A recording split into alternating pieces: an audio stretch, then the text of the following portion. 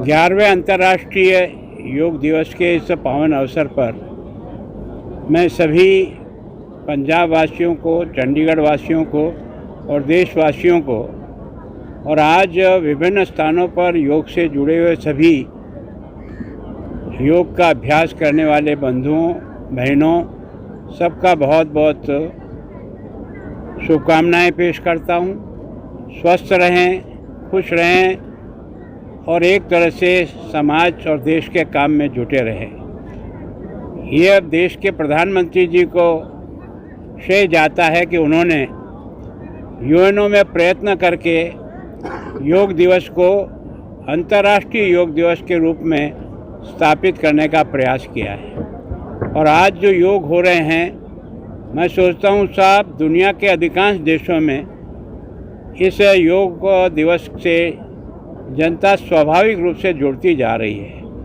पहले वर्ष से लेकर आज 11वें वर्ष में 10 वर्ष पूरे हुए हैं, योग में जुड़ने वालों की संख्या बढ़ रही है।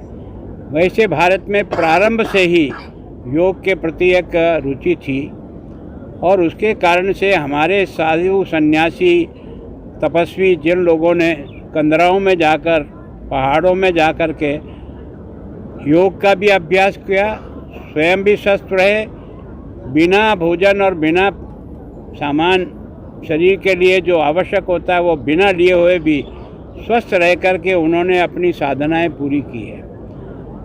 भारत का पतंजलि योग मैं सोचता हूँ कि भारत के हर व्यक्ति को जोड़ रहा है, लेकिन ये सर्वव्यापी हो जाए, हर व्यक्ति इसमें करने में जुड़ जाए। इसके लिए निश्चित रूप से प्रधानमंत्री जी का बहुत बहुत धन्यवाद कि उन्होंने न केवल भारत को बल्कि संपूर्ण मानव जाति को स्वस्थ रहे। और एक तरह से योग का मतलब जोड़ने का किससे? आत्मा से, शरीर से और मन से।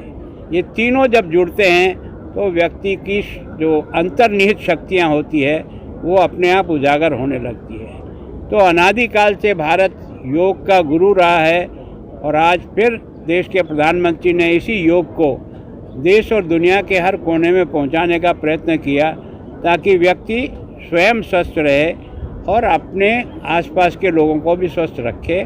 तो मैं सोचता हूँ ज़्यादा एक तरह से प्रसन्न भी रहेगा और देश की तरक्की में भी उसका सहयोग है। गवर्नर साहब, आज प्रधानमंत्री ने कहा कि ये शांति का भी एक मार्ग है, जो योगा है ये शांति का भी एक मार्ग है। निश्चित रूप से मैंने जब कहा ना कि व्यक्ति जब योग करता है तो आत्मा, शरीर और मन तीनों एक साथ जोड़ते हैं। स्वयं को भी एक मन में बहुत अधिक शांति प्राप्त होती है और जब शरीर ठीक रहता है, उसके अंग प्रत्यंग ठीक रहते हैं तो आदमी वैसे भी खुश और आनंद का अनुभव करता है।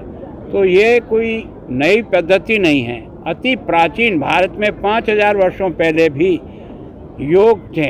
आपने जगह जगह मंदिरों पर जो मूर्तियाँ खुदी हुई देखी होगी, वही योग की विभिन्न प्रकार की मुद्राओं को प्रदर्शित करता है।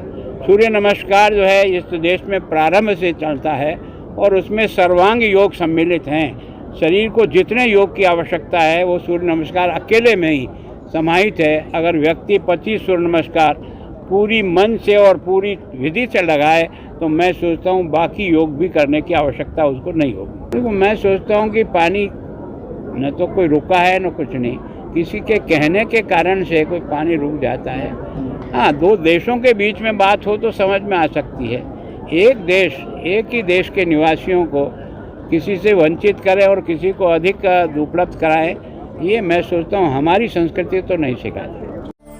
भगवान का नाम और ध्यान घर में रहेगा हर वक्त। सकारात्मक प्रभाव वेदाक्ष धूप बत्ती से।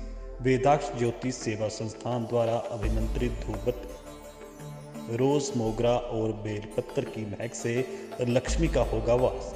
वेदाक्ष धूप बत्ती।